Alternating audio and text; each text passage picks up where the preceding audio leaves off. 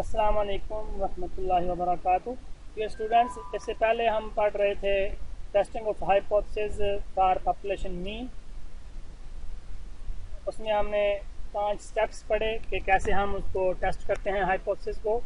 Hypothesis develop करना, significance level, फिर test statistic लगाना, फिर रूल डेवलप करना, उसके बाद उसको टेस्ट करना। आज हम पढ़ेंगे टाइप 1 एरर, टाइप 2 एरर और पी वैल्यू। ये 3 चीजें हमने पढ़नी है। First of all, what is type 1 error? हमने पढ़ा था कि अगर हम किसी नल हाइपोथेसिस को एक्सेप्ट कर लें तो इसका मतलब ये नहीं होता कि वो बिल्कुल ट्रू था। पॉसिबल है कि वो ट्रू ना हो। तो अगर वो ट्रू ना हो और हम उसको एक्सेप्ट भी कर लें तो इसका मतलब है कि हमसे कोई गलती हो गई। इसी तरीके से अगर हम H0 को रिजेक्ट कर दें तो इसका मतलब ये नहीं है कि वो एक्चुअली फॉल्स ही था। पॉसिबल है वो फॉल्स हो, पॉसिबल है वो फॉल्स ना हो। तो ये भी एक एरर है। इनको कहते हैं टाइप 1 एरर और type 2 error. What is type 1 error? It is defined as the probability of rejecting the null hypothesis when it is actually true. अगर हम H0 को रिजेक्ट कर दें जबकि ये ट्रू हो तो ये एक एरर है। इसको हम बोलते हैं type 1 error. This is denoted by alpha and also known as the significance level of a test. इसको level of significance भी कहते हैं और इसको अल्फा से हम शो करते हैं। टाइप 2 एरर क्या है? It is defined as the probability of accepting the null hypothesis when it is actually false. जब हमारा null hypothesis false हो और हम उसको गलती से एक्सेप्ट कर लें तो it is called type 2 error and this is denoted by Greek letter beta. तो ये हम हमारे पास ये टेबल देखें, H0 ट्रू हो उसको हम अगर एक्सेप्ट कर लें तो it is a correct decision, और अगर हम उसको रिजेक्ट कर बैठे it is called type 1 error. और H0 जब फॉल्स हो और उसको हम एक्सेप्ट कर बैठे तो इट इज टाइप 2 एरर, और अगर हम उसको रिजेक्ट कर दें तो इट इज करेक्ट डिसीजन। तो ये है टाइप 1 एरर और टाइप 2 एरर। टाइप 1 एरर कब है? जब हम H0 को रिजेक्ट करें जबकि वो ट्रू हो, और अगर H0 फॉल्स हो और हम इसको गलती से एक्सेप्ट कर बैठे that is called type 2 error. Now what is p value? P value is the probability of observing a sample value as extreme as or more extreme than the value observed given that the null hypothesis is true. तो p value जो हमारे पास observed, जो हम G value, G statistic या T statistic हम calculate करते हैं उसको हम कहते हैं observing a sample value as extreme as or more extreme than the value observed. ये जो वैल्यू ऑब्जर्व्ड है ये हमारी है कैलकुलेटेड जी वैल्यू या कैलकुलेटेड टी वैल्यू। इसके लिहाज से प्रोबेबिलिटी को कैलकुलेट करते हैं जिसको हम पी वैल्यू कहते हैं। In testing a hypothesis we can also compare the P value to the significance level. अगर हमारे पास पी वैल्यू हो तो हम उसको लेवल ऑफ सिग्निफिकेंस से कंपेयर करते हैं, और उसके लिए डिसीजन रूल क्या होता है? Reject H0 if P value is less than significance level. हमारे पास अल्फा की जो वैल्यू होती है अगर 0.05 हो और पी वैल्यू 0.05 से लेस आ जाए तो हम H0 को रिजेक्ट करते हैं, और अगर पी वैल्यू अल्फा से बड़ी हो तो हम H0 को रिजेक्ट नहीं करते हैं। हम एक एग्जाम्पल लेते हैं। Recall the last problem where the null hypothesis and decision rules were set up as H0 mu is less than or equal to 200 और H1 है mu is greater than 200। ये हमारे पास H1 जो है mu greater than 200 है। तो ये H1 के लिहाज से हमने P वैल्यू को कैलकुलेट करना होता है। कैसे करते हैं? हमारे पास Z वैल्यू कैलकुलेटेड है 1.55। हमारे पास जो डिसीजन रूल था वो ये था Z greater than Z alpha, Z 1.55 and Z alpha 2.33। हमने इसको कंपेयर किया Z greater than Z alpha, क्योंकि Z 1.55 ग्रेटर देन 2.33 नहीं है तो हमने H0 को रिजेक्ट नहीं किया बल्कि एक्सेप्ट कर लिया। और यहाँ पर भी अगर आप देखें तो H0 ये हमारा 1.55 जो है Z की वैल्यू वो एक्सेप्टेंस रीजन में आ रहा है। अच्छा, ये वाला डिसीजन तो था हमारा नॉर्मल डिसीजन जो हमने टेस्टिंग ऑफ हाइपोथेसिस में किया Z और Z अल्फा के लिहाज से। अब हम Z के लिहाज से Z 1.55 के लिहाज से P वैल्यू कैलकुलेट करेंगे और उसको अल्फा से कंपेयर करेंगे। अल्फा हमारा यहाँ पे जैसे अगर 0.05 हो या 0.01 हो, जो भी हमारा अल्फा हो। अच्छा, 0.01 अल्फा के अगेंस्ट हमारी Z की वैल्यू 2.33 थी Z अल्फा। अब H0 reject H0 if P value is less than alpha.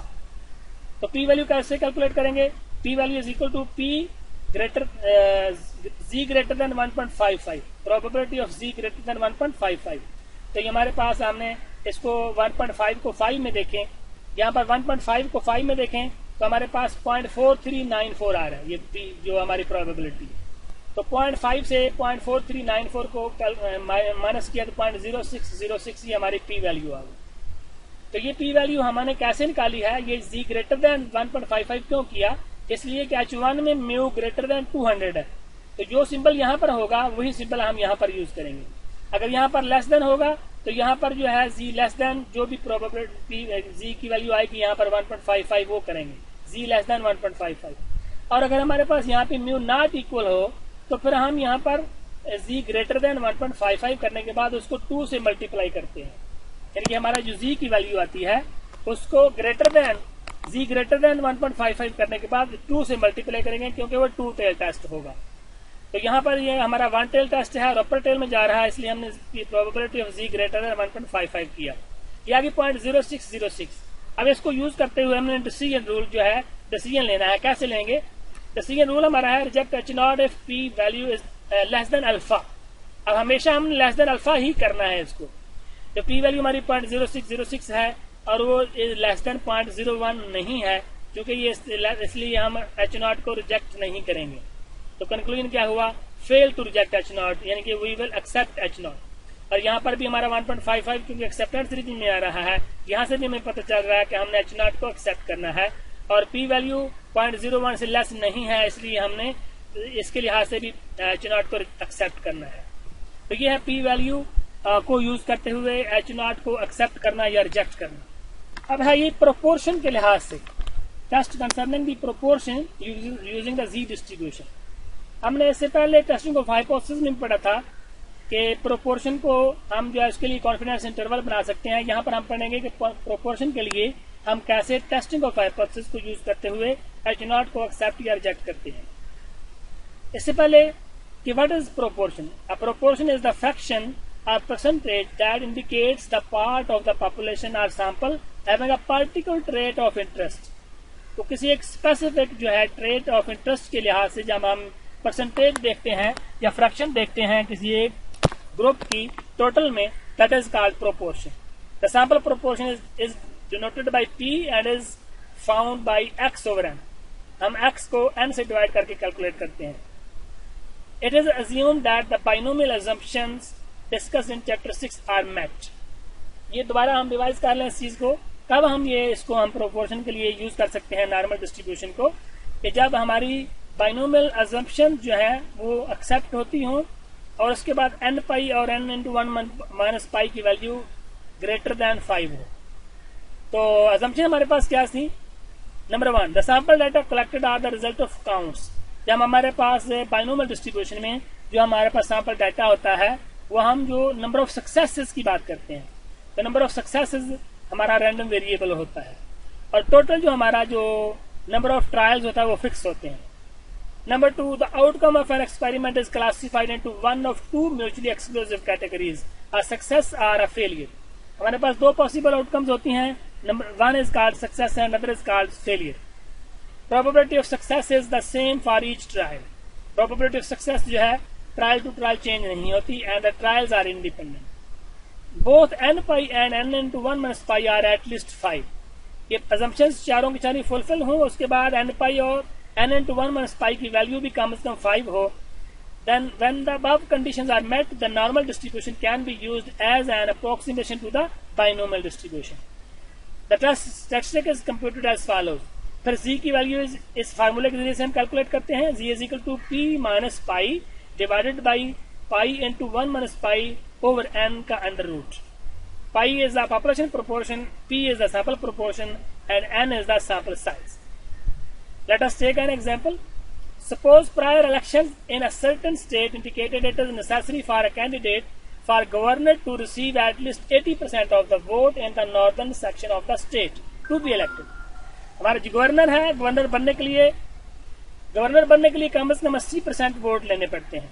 The incumbent governor is interested in assessing his chances of returning to the office and plans to conduct a survey of 2,000 registered voters in the northern section of the state. जो हमारा मौजूदा governor है वो चाहता है check करना कि क्या मैं नेक्स्ट गवर्नर बनता हूं कि नहीं, इसलिए वो 2000 जो रजिस्टर्ड वोटर है उनसे अपनी राय लेना चाहता है। Using the hypothesis testing procedure assess the governors chances of री इलेक्शन। तो आप हाइपोथेसिस टेस्टिंग को टेस्ट यूज करते हुए टेस्ट करें कि क्या गवर्नर दोबारा इलेक्ट होगा कि नहीं होगा। तो इसके लिए हमारे पास जो H0 होगा वो है कि पाई इज ग्रेटर देन और इक्वल टू 0.80, यानी कि 80% चांसेस अगर हों, 80% वोट अगर वो लेता हो तो वो सिलेक्ट होगा। तो ये हमारा स्टेटस को है, इसको हमने H0 रखा, और H1 है पाई इज लेस देन 0.8। तो ये हमारे पास उसने कहा ना एटलीस्ट 80%, तो कम से कम 80% होंगे। तो कम से कम 80% का मतलब है पाई इज ग्रेटर देन और इक्वल टू 0.8। तो H1 हमारा पाई इज लेस देन 0.8 हुआ। हमारा जो अल्फा है 0.05 है। सिलेक्ट द स्टैटिस्टिक जो है Z distribution will be used since the assumptions are met and n pi and n into 1 minus pi is greater than or equal to 5। अच्छा, अब हमने इसको Z को कैलकुलेट किया। हमारा डिसीजन रूल क्या है जी? Formulate the decision rule reject H0 if Z is less than minus Z alpha। क्यों लेस देन? इसलिए कि हमारा जो है H1 का जो है लेस देन का सिंबल है। तो हमने Z कैलकुलेट किया तो उसकी वैल्यू आई हमारे पास जो है, यहाँ पर उसने क्या है कि जो P की वैल्यू है वो 1550, उसने 2000 में से 1550 लोगों ने उसको जो है वोट दिए हैं, बाकी उन्होंने दिए। तो 1550 का हमने P निकाला और -0.8 किया और उसको सॉल्व किया, तो आएगा -2.80। और जो हमारी Z अल्फा की वैल्यू है वो जब अल्फा हमारे पास 0.05 होगा तो Z अल्फा -1.65 आएगा। तो कंपेयर किया इसको तो -2.80 लेस देन -1.65। तो इसको हमने ये रिजेक्शन रीजन में आ रहा है, तो इसलिए हम कहेंगे the computed value of Z is in the rejection region, so the null hypothesis is rejected at the 0.05 level. The evidence at this point does not support the claim that the incumbent governor will return to the governor's mansion of for another 4 years। तो ये जो उसने H0 हमारा reject हो गया, तो accept हमारा null hypothesis reject हुआ, H1 एक्सेप्ट हो गया। तो पाई लेस देन 0.80 का मतलब है कि अब उसकी जो वोट मिले हैं वो 80% से लेस है। पाई का जो प्रोपोर्शन है जो उसको वोट देने जा रहे हैं वो लेस देन 80% है। सो इसका मतलब ये हुआ कि वो दोबारा गवर्नर बनने के चांसेस उसके बहुत कम है। थैंक यू वेरी मच, जज़ाकल्लाह, अस्सलाम वालेकुम।